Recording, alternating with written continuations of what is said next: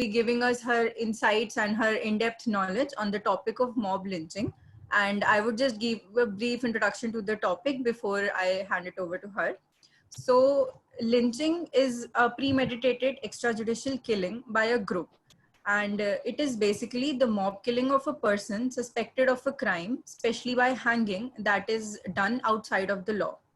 Now, mob lynching is a term used to describe the acts of targeted violence by a large group of people, and these violences are offenses against the human body or property, and both public and private as well. Mob lynching is an offense to the dignity of human beings and a serious breach of the Universal Declaration of Human Rights. The rule of law must be upheld for any civilized society to endure. And this is an act of barbarism, and mob lynching is cruel, inhuman, and is the most depraved form of violence. Now, there are several issued guidelines by the Supreme Court to put a curb on the mob violence. And I'm sure many of us have heard about some or several cases of mob lynching, especially the ones that are very recent. And the purpose, cause, and famous cases related to this would be explained in detail by ma'am. So over to you, ma'am. So hi everybody. First of all, I would love to thank Nitesh Mehra and Associates Law Office for giving me such a prestigious opportunity to talk about a sensitive yet very unheard topic, mob lynching. And thank you, Sanchita, for having a very wonderful introduction. So I hope that now we are good to start, right? As rightly said, mob lynching is very barbaric in today's era, right? Nobody talked much about it. Hello? We can hear you, Sakshi. You can go ahead. Okay. So yeah, as I said, that mob lynching is very barbaric topic in today's era, and nobody much talk about it because we see a lot of cases coming up, but there are certainties that punishment in times is not recorded. So I would just start by talking about mob lynching by giving you a little insight that talks about a very wide picture. Mob lynching.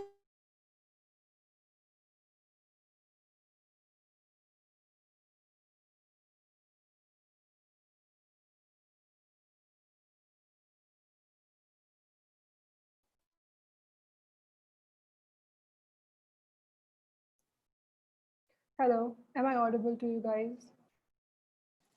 Yes, ma'am, you are. I think something has happened. Okay, let me just start again. So I will be starting by quoting a line which says that mob lynching is not a new concept in India.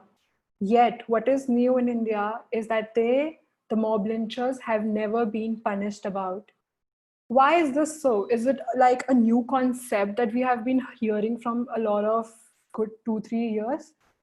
See, basically what happened is that mob lynching is like killing of one person to another, yet it also means that you are causing a grievous hurt to them.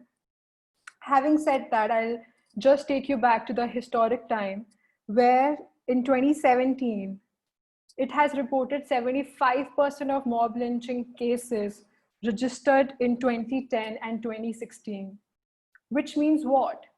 That people, they are just so not scared by our law system.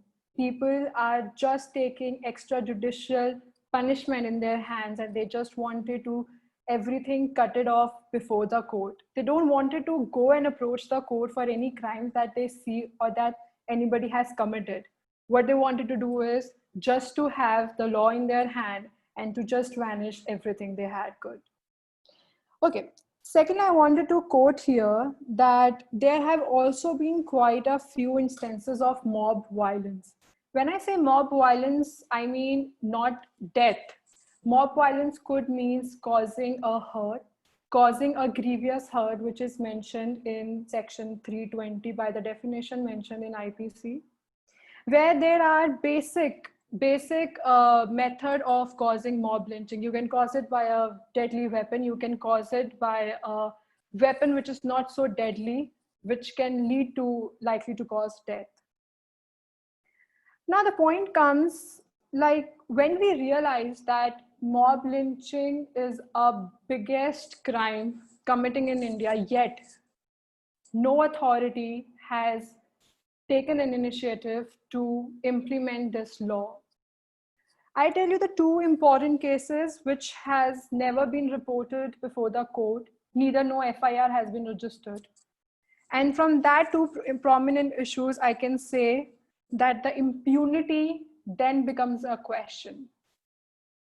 Lynching based on witch hunting between 2000 and 2012 in at least 12 states indicate 2,097 murdered, which means what? In the period of 2000 and 2012, these were the 12 years where the mob lynching have rose to an alarming rate. And the total murder that happened was 2,097. And still, there is no report, there is no FIR registered, and there is no punitive measures taken. I would like to quote the second example here, which says that lynching on the historical issues of caste violence against Dalit. See, as we all know that our IPC is a vast crime, procedural, substantive, everything includes there. What the basic thing is like from section 295 to section 298 of IPC says that if you cause any hatred speech, if you cause any violence, if you have any gestures to be presented to any regional community in specific or in general, then of course it will create a humongous disruptive views between the two community, which would lead to mob lynching. The very first fake, widely reported instances of mob lynching was on bovine issues. As we have already heard in the recent time that bovine issues are those issues which we talk about the cow slaughtering, where on the basis only of the rumors, the murder had happened, the kidnapping had happened, the killing had happened. So these are only basically based on all the rumors. There were no distinct facts. There is no distinct any kind of remedy or measure taken by any police officers. They have not arrested them, and if they have not arrested them, which means that they have not even registered an FIR. And because of that, I would end with this headline that by this situation, we can say that punitive is a new concept, that the lynchers, the mob lynchers, they commit the crime, they lynch to death, they cause hatredness, they disturb the community, they disturb the public nuisance, and yet they are running all free. So my friends, mob lynching is not a new concept I'm going to talk about. What I'm going to tell you right now is that mob lynchers are running freely right down. Talking about mob lynching and having said that mob lynching is not a new concept, but nobody has talked about that. What is the reason that the mob lynchers lynch to death? What is that? I have pointed down my own informative content and I would love to share with you. In order to show superiority and excess control over the minority, what happened is like Hindu is a major community and Muslims and Bangladeshi and African American people living in India in a very small group, they are considered to be minor people. So when Hindu, not specifically, I'm just giving an example, so don't get offended by this example. So what I'm trying to say is when majority community have an excess over minority, due to any reason to show their superiority, to have an excess, to show them like they are very much superior than the minority people, then that's the basic reason why the lynching happened. Secondly, they wanted to spread hatredness among any regional community. If, for example, A is a Hindu and he do not like anything about Muslims, so what they do is they make their own community, they spread the hatredness, they have a hate speech, and that results to mob lynching, because obviously the two communities, they are standing their own grounds, they're protecting their own religion, and therefore they can't stand any kind of disrespect to their respective religion. And that's when the clashes happen. Mob lynching is basically not any kind of affray, which is mentioned in section 159, given in punishment of section 169 IPC. Affray is different. Affray is like two people, A and B, they are fighting on a street on a very petty issues. Where I would be telling you an example of how a political party, any political party, I would not mention the name here, protecting the privacy. The political party, there is an organization and how they have played a role in mob lynching. There was this organization in which a member of this organization has garlanded 4 people who were the mob lynchers. So can you imagine that if our government having the authority of protecting this society from the mob lynchers, what are they doing? They are not protecting them. They are initially and indirectly giving them the boost that it's fine, it was just an affray. If there is a violence committed in a society, that was not actual violence, that was just an affray. No, these government politicians, the bureaucrats, the diplomats, every person who has an authority must understand and differentiate between an affray, which is 159 IPC, and the mob lynching, which is a very serious offense, having a high rate than affray. So this happened, what I told about that a community member, he garlanded 8 people of mob lynchers. This happened on June 29, 2017. You can Google it and you can know, because I can't take the name, so I am protecting their privacy. Having said that, also section 295 to section 298, if you have your bare eyes, just open it and you would know that protecting and giving hatred speeches, protecting the every religion is what the right also mentioned in Constitution of India. And you cannot spread hatredness, you can't spread any kind of dispute and have any kind of gestures to violate or to provide disrespect to any religion, right? Basically, the one important factor that why these mob lynchers continue committing this crime is to have a patronage of the state. They just wanted to be in power. And power and people in a higher authority has always been in our action play. And we have seen in our history that how a powerful man controls the society. So this is why the main reason that why the mob lynching happens. Okay, as we are a law student and most of the people who have joined this webinar are not familiar with the law much, but I would love to tell you a brief introduction of how the mob lynching is indirectly and directly associated with all the Indian laws we have at hand, be it Indian evidence, be it IPC, be it CRPC. We have some or the other glimpses of mob lynching and its crimes and consequences mentioned in already enacted law. Starting with section 268 nuisance, which is mentioned in your IPC section 268. What does it mean? That any person, whether generally or specifically, in individual space or in a group space, causing any kind of irritation, annoyance, disturbance to a public or to a public property, that is called public nuisance. So this mob lynchers obviously are best suited to come under this definition that yes, they are causing a public nuisance. Having said that, there is punishment is mentioned in 270 of IPC. Considering the role of police in this, the police under the section 129 of CRPC are given a power to disperse the unlawful assembly created by these mob lynchers and to disperse all these mob lynchers and to maintain the peace. Criminal conspiracy contest can also be talked about here in relation to mob lynching. Why? Because criminal conspiracy, which is having its punishment in 120B IPC, says that whether there are 2 or more people agreed to do a certain act, in furtherance of that act, they are doing something illegal act, then they are said to be criminal conspirator to each other. And mob lynching have this essence.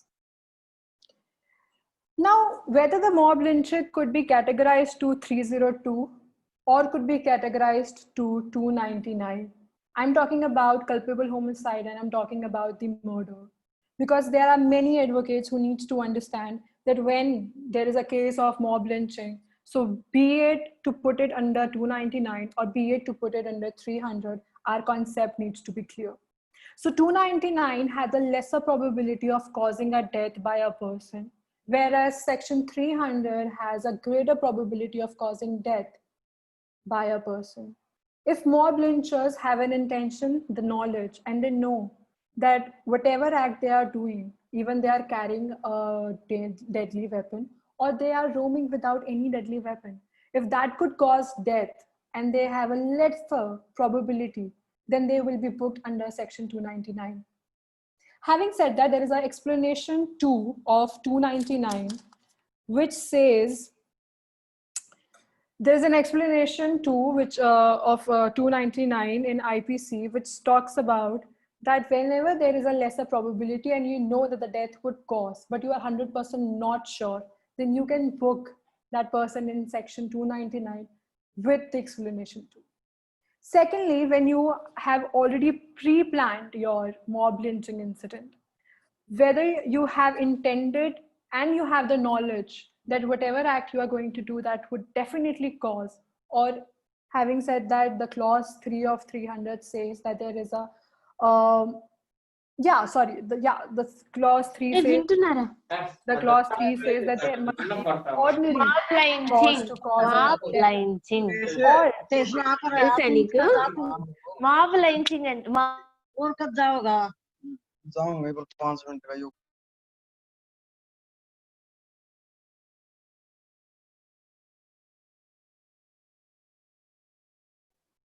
hello guys, am I audible? Yes, ma'am. Yes, ma'am. You're audible, ma'am. Please, guys, just mute all your mics. It's causing a little आइएगा तो ठीक कर देंगे. Light है. Sanchita, can you listen to me? Yes, ma'am. Ask everybody and write their messages that there is noises coming from their background. आया हुआ तो होएगा इसका बाद.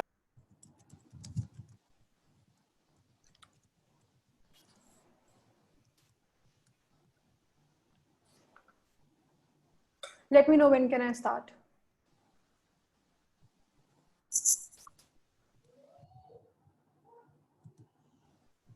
You can go ahead, Sakshi.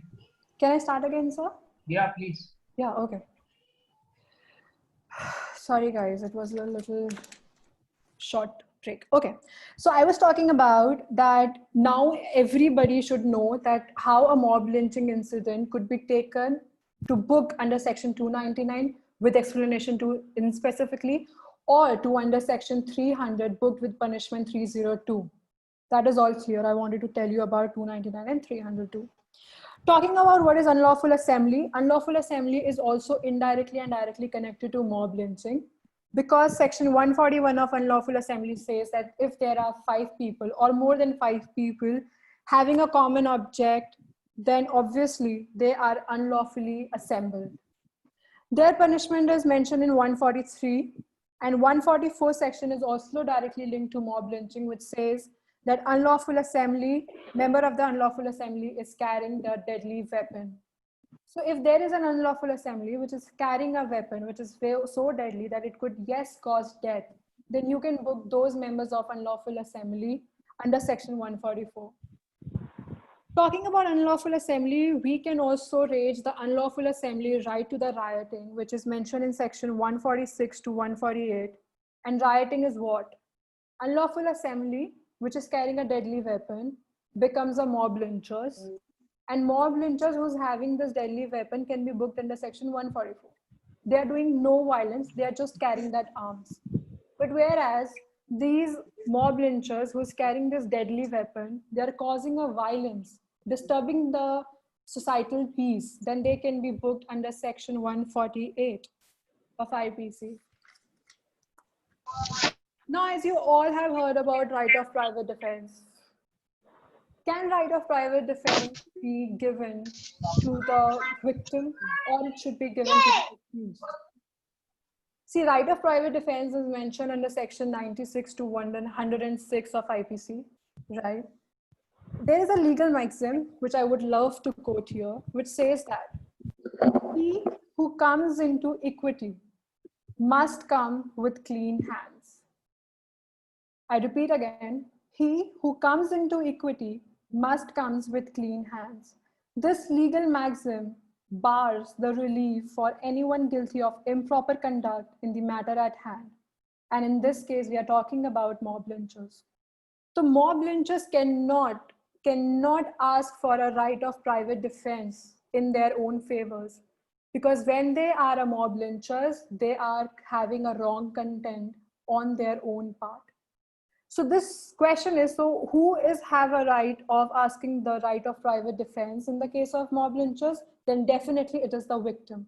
Victim have the right to ask that whatever I have done was a reflex action in protecting myself and in protecting my property. And that's why I have a right to have a private defense in my own favor.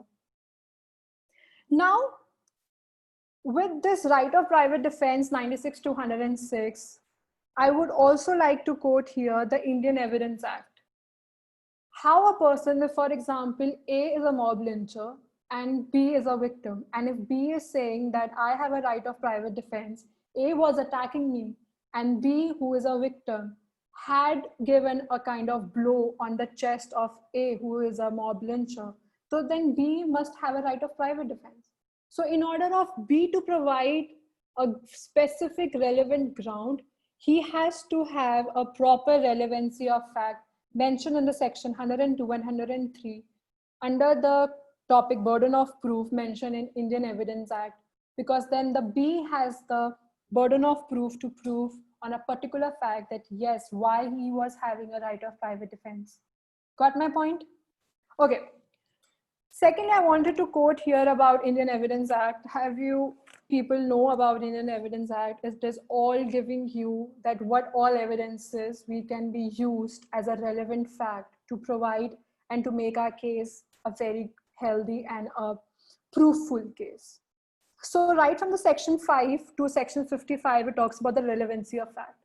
So if you as an advocate who is dealing in a mob lynching case, you must quote certain sections of Indian Evidence Act. And I'm quoting it, just mention it. Section 5, section 6, which says the res gestae, which is a series of transactions happening and resulting into a final. Section 8, section 9, section 10, section 14, and section 15 that tells you, because if anybody has to, for example, an accused want to take a defense that my mob lynching act was just an accidental and it was not incidental, then the prosecutor must use section 15 of Indian Evidence Act to tell that whether the act was accidental or whether the act was incidental. So if the prosecutor has all those evidences that can support section 15 of the Indian Evidence Act, then obviously the accused would be having a very weak case at hand. I'm basically talking about from both the sides because of the prosecutor as well as of the this respondent. So I hope that you people are connecting well with mine. Okay. Now there are also certain religious factors which is mentioned in IPC that can also be taken into account related to, which is section 153A and section 153B, which says that a large group of mob lynchers, if they have an intention of disturbing any religious peace and they are carrying their deadly weapon, then they can be booked under section 153A and they can be also booked under 153B. Now, what is the role of police? We're going to talk about it. Does police have a right to arrest mob lynchers? So as I have said that the mob lynchers are causing public nuisance, which is given in the definition of section 268 of IPC. And there shall be no suit to be booked against the public servant or public officers who has the right to arrest the people during the mob lynching incident. So there shall be no, for example, A and the group is a mob lynchers and B is the police officer. So if police officer during that event cause any little harm to those mob lynchers, the mob lynchers does not have an authority to have a suit booked against those police officers. And this is what the police protection is given under section 129 of CRPC. So now I'm talking a little bit of CRPC and its sections applicable to the topic mob lynching. Also, under section 133, the police were given a conditional order to remove all the public nuisance. And under section, for example, just give me a second. Yeah, under section 133, the police were given the conditional order to remove the nuisance, whereas under section 129, the police were ordered to remove any kind of unlawful assembly that was established during that time. The police protection were given in section 132. Sorry if I mentioned anything wrong previously. Now we have seen that there are a lot of indirectly and directly laws that are in hand we have, and we have heard about it, but still there are no cases registered before the court. We have also learned that CRPC, Indian Evidence Act, IPC, there are certain cases which have the roots, and we can have a case against all those mob lynchers and book them under certain sections. But why we don't do it? It could be of anything. It could be of political pressure. It could be of anybody scared of some superior powers. But I wanted you to know that the next heading that I took up is what has been done so far in association to this mob lynching. Is there any kind of improvement done so far? Or it is still the same as what we have seen in 2016, 2010? So starting, there was this Rajiv Gauba committee. He has, under the Rajnath Singh chairmanship, submitted a report on preventive measures to be taken for anti-lynching program. But what has happened? Of course, this is India. We all know about it. Who holds the power? That reports did not have any essence on the Indian society, and that report was cancelled. It was not accepted. Or even if that was accepted, no action was taken yet. Secondly, there was a case which is Arumurugan Servai versus Tamil Nadu 2011. I repeat again, Arumurugan Servai versus Tamil Nadu 2011. In this case, Supreme Court had directed the state of Tamil Nadu to take the disciplinary action against this mob lynching. But so far, we have no news from Tamil Nadu whether they have taken an action or not. So this case has also had no impulsive response to mob lynching. Now, the recent scenario we have at hand was Tehseen Poonawalla versus Union of India in writ petition number 754. This was the case registered in 2016 before the Supreme Court, and Supreme Court in July 2017 gave its judgment, which says that Supreme Court has called this mob lynching as horrendous act of mobocracy. I'm thankful that Supreme Court has considered this mob lynching to be a horrendous or to be an heinous human crime. And Supreme Court says that he has laid down several preventive, remedial, punitive measures to curb mob lynching. What are those? I would mention only 2 and 3. That the state must have set up the fast tracks so that any cases of mob lynching could be trially fast. Secondly, to set up the victim compensation scheme. We have already, every state has legal service authority, right? So Delhi also have DLSA. So they have also this victim compensation scheme. But if that is taken into consideration in particular to this mob lynching, I have no idea. But Supreme Court have mentioned in this Poonawalla case that the victim compensation scheme committee must be there. Okay. Thirdly, what they say is that to spread the awareness by TV, radio about the consequences of mob lynching. I think these guidelines that the Supreme Court has noted have no deterrent effect to the society. Deterrent means that if you do something bad, you must be scared, or anybody must be scared from performing it next time. But having said that, from like, it's a historic event, I would say. Mob lynching is not something very new. Mob lynching have been committing since a very long time. So what our Indian courts is doing, they are just keeping a view, taking out the guidelines. Since it's a democratic, so everybody has their own views, but a punitive remedial action have not been taken so far.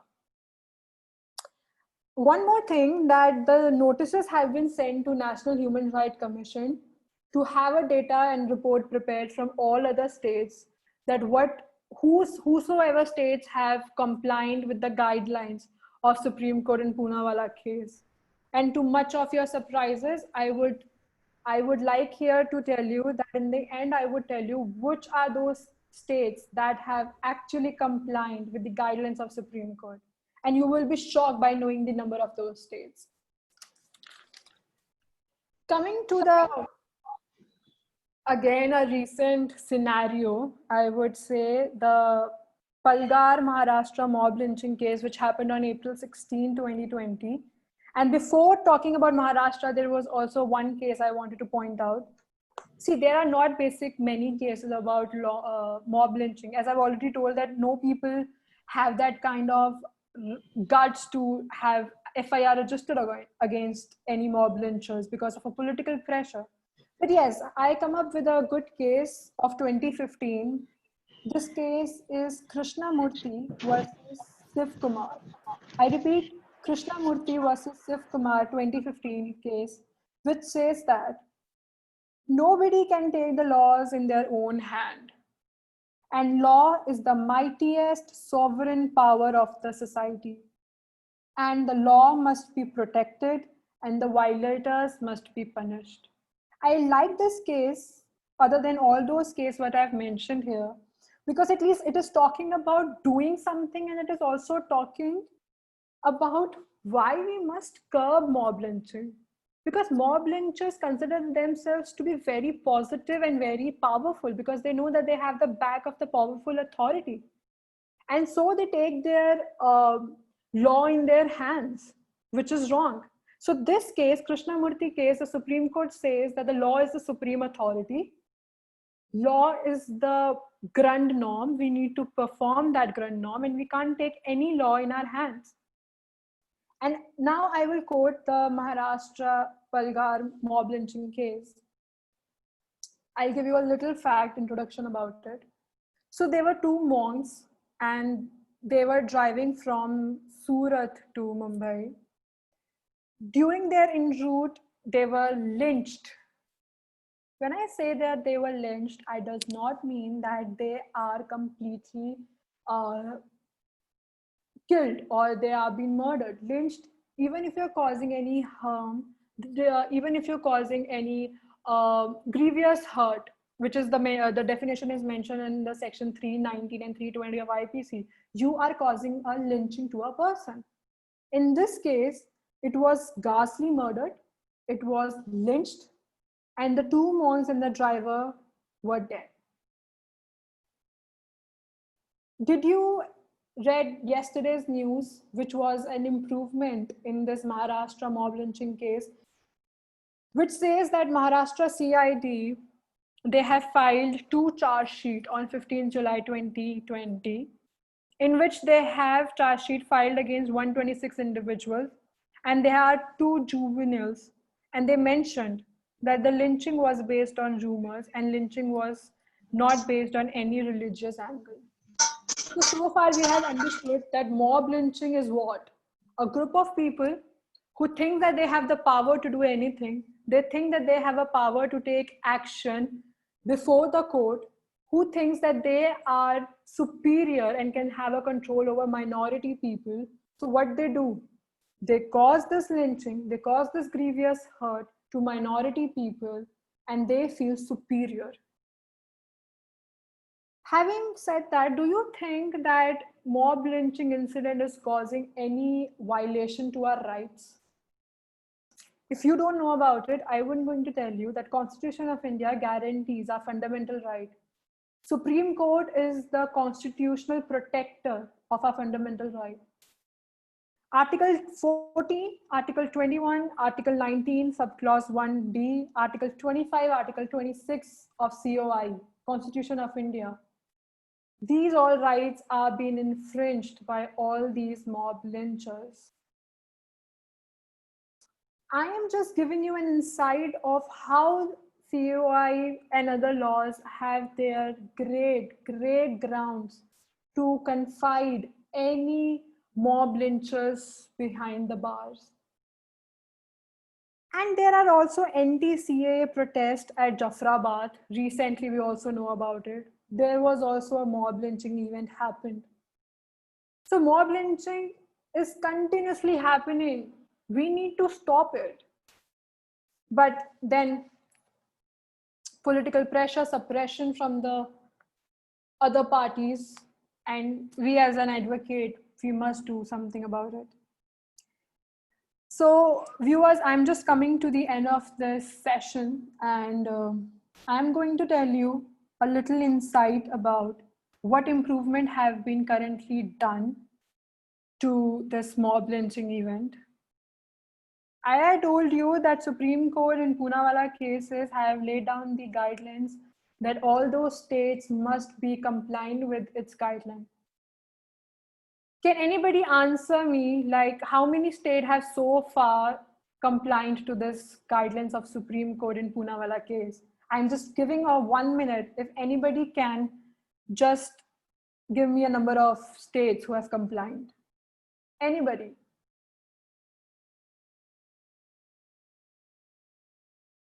Rahul Singla, you are right. Your question is related to the speeches given by politicians before last Lok Sabha election by all party leaders. I told you in the starting only that there are many organizations and the political party who, instead of derogatory and who instead wanted to protect themselves, they have never taken any initiative to curb this mob lynching. Yeah, it's Rajasthan. Of course, Janvi. Rajasthan, Manipur, and West Bengal, these are the states who have complied with the Supreme Court directions. But Rajasthan and West Bengal have passed their bills. I would quote here. Rajasthan Protection from Lynching Bill 2019, passed in August by Vidhan Sabha. Till it is a bill, it has not become an enactment because it is waiting for the president's signature. Whereas in the West Bengal, the bill was passed in September 2019, known as the West Bengal Prevention of Lynching Bill. Still, it is waiting for it to become an enactment by the president's consideration and signature. But Manipur have passed the bill and made the enactment in January 2019, in 69th year of Republic of India. And their purpose was to create a separate offense for lynching and provide the correct punitive measures about it. So guys, this is what I have all for you. I have covered every legal section I could related to this mob lynching. And if anybody has any question, I'm good to go. Thank you, ma'am. Now the floor is open for the questions, and I have few, ma'am. Of course. There's this one question that is related to the societal values that are being transgressed by this mob lynching. Like, how are those values transgressed by these mob lynching? See, societal values and societal political interests have always been infringed when certain events happened. Mob lynching is not affecting any particular or specific person. What mob lynching is happening doing it is affecting the whole legal society. So as I mentioned, that Constitution of India provides you a remedial measures. You can go up to the court and you can say that these mob lynchers are transgressed our societal interest by mentioning section 268 of IPC because they are causing public nuisance. You can go that they are violating our article 21, which is right to live with dignity and peaceful life. They are violating our article 14 because if there is a different communal conflict, you can say that they are being superior and they are attacking us. So article 14 has been infringed. You can go about article 25, article 26, and somehow article 19, that your freedom of speech is infringed and the free movement in society is infringed. Ma'am, then the other question is about the politicians and the speeches they give before the Lok Sabha election. Yeah. And in addition to that question, he has also added that are actions even being taken against those politicians? Who has asked this question? May I know the name, please? Rahul sir. Rahul sir, can you just open your IPC and open your defamation 499 section? If I'm sure that 499 is defamation. Just give me a second, please.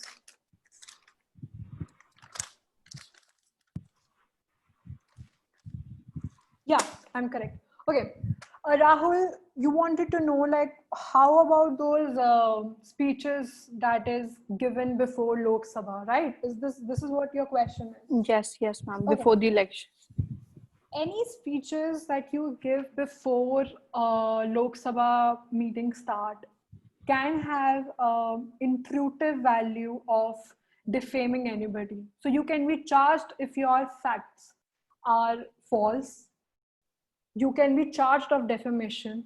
But having said that, for example, you are sitting and having a session in the parliament, and there you are alleging any fact on any other parliamentary member, then those speeches and those facts is not defamatory. That facts mentioned is it is given an exception under, I would just mention it to you.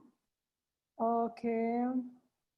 It is given in one of the exception mentioned under section 499 of IPC, where it says that any allegation made, even if it is true or even if it is false, will not have any 499 attraction.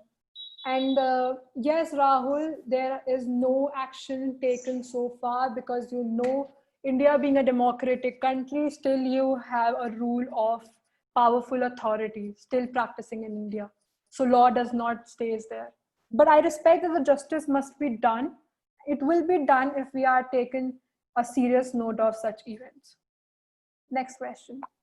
Ma'am, I have a question. Yeah, Like, what are the factors that influence these mob lynchers? Like, okay, so you wanted to know what is the reason behind all those mob lynching effects, right? yes, ma'am. I've already mentioned here. See, what happened is India is a diverse country, right? You have a lot of regional communities living inside India, within the territory of India. And if I would question you, what leads to the mob lynching incident at CAA when there was a criminal amendment done to the Citizenship Act? What was that event for? Event for, like, majority is Hindu and minorities are all Bangladeshis, Afghanistan's, people living inside the territory of India. So these are the regional imbalance India are facing from a very long time. There is no solution to it.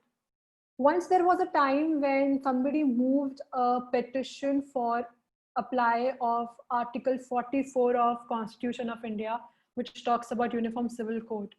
So there was this petition moved before the court, and this petition does not stand it. Why? Because this petition says that any member of any religion shall be governed under the same law. But of course, it can't be possible because India is a diverse and it is a secular country. Every country, every religion is welcomed in this country. So coming back to your question, they think that Hindu are more in majority. Hindu are backed by more power. Hindu loves to control. So they possess their control. This is a psychological factors, okay? If I would talk about human to human conduct. So this is a psychological factor. They wanted to have their control over the minority people. They wanted to have only one community religions to practice in India. They wanted to have to spread all the hatred and speech against any religion. I'm not taking and I'm not defending any religion here. I'm just trying to say that the major community wanted to remain powerful. And also there is a section from section 295. Yeah, let me just quote it again. Yeah, Section 295 to Section 298 of IPC, they are the punitive penal measures taken that whosoever are causing any hatred speeches, doing gestures that are disrespecting to one religion. And 153A and 153B also talks about anybody doing anything in a large number or in a large group, they will be punished. So mob lynching has a different penal provisions mentioned already in IPC, but I demand a separate law for it. So these are the reasons that why mob lynchers do this mob lynching, because only and only they wanted to have a control in their own society. Okay. Thank you so much, ma'am. I can see there are no further questions here. Yeah. So Sure. thank you so much for this informative session that you conducted today. It was very much informative and insightful. Everyone has given their positive feedbacks in the chat box, and we are pleased to have you with us on board. Hope to have many more sessions with you, ma'am. And over to Nitesh sir now. Thank you. Thank you. Thank you, so ma'am. much. Thank you. Thanks a lot, Sakshi, for this very informative and insightful session. Let me say, I think most of the inputs which should lead to the mob lynching has been covered by you, whether they are of IPC, CRPC, or it may relate to the current affairs. And most of them has been covered. And I think this was the best topic which has been suited to you as being one of our tarot readers. So we have something My pleasure. with My pleasure. that regard. My pleasure, sir. Can we have something in that regard? You said that you will be giving to us in the end of the session. Oh, of course, of course. If viewers are still in contact with us, I guess. Everybody is intact to hear that how this board is working according to your tarots. Okay, so everybody know that Nitesh sir have already explained beautifully my introduction in starting. See, law is my profession, but professionally what I do, I am a tarot empath. I have this page on Instagram, which is Tarot Empath. I have a keen interest in guiding people, in motivating them, spreading all positivities to let them know what their life subconsciously had for them. So tarot readers are basically those people who have their own collection of cards. So they take out, I personally align myself to the energy of individual when I'm taking a session. So for example, if Nitesh sir is sitting right here, I would pull up a card and I would align myself with my energy, with sir's energy, and I can mind read about what sir is thinking subconsciously and consciously. And this session have gained me so much of appreciation by all my clients. And I also can guide people that how can they correct something which is wrong happening in their life? How can they boost up their self-esteem? So tarot readers, this is a different technique that I perform. So I would love to have everybody on board to follow my page and just come and try for it once. Yeah. This is what I have. So, being tarot reader can be a very good criminal lawyer also. You can tell them whether they will get the bail or not. I know. Sometimes I do it. And recently, so I wanted to do this tarot reading about the Sushant Singh Rajput case recently. I haven't done that so far, but I wanted to do it. So let's see, I'll upload it on my channel. And I hope everybody liked the session. Thank you so much for this session. And I'm also thankful to all my viewers who had been a part in this journey throughout. So Shobit, no questions came from you today on this mob lynching. Shobit.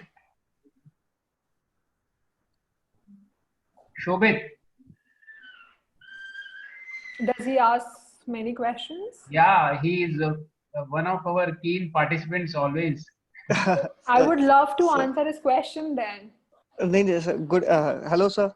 Good evening, ma'am. Good evening, sir. Sir, thank you, sir. Sir, no, it was quite an informative session, ma'am. Thank you, sir.